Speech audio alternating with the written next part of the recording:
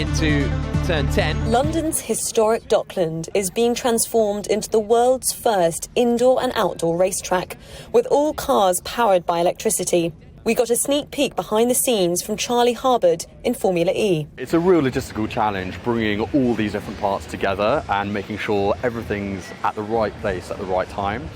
We've been working at this site for nearly about 2 weeks. We've got over 2 miles worth of track, which needs to have their safety barriers either side. It all needs to be totally checked over. The government plans to ban sales of new petrol and diesel vehicles by 2030. So is London's future electric? Sustainability Director Julia Powell thinks so. We are actually here in Newham Borough, which is the most polluted borough of London.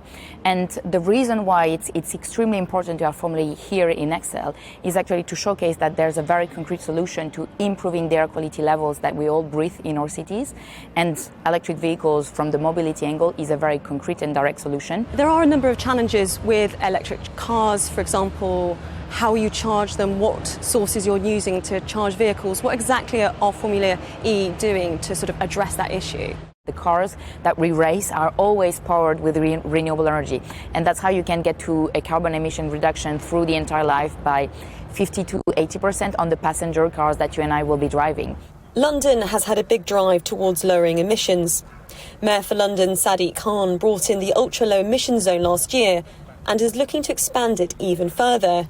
And Formula E is one way of making electric cars cool. I'm really excited that Formula E is coming back to London, coming back to the east end of London. The innovation, that technology is really exciting, but it's also environmentally friendly.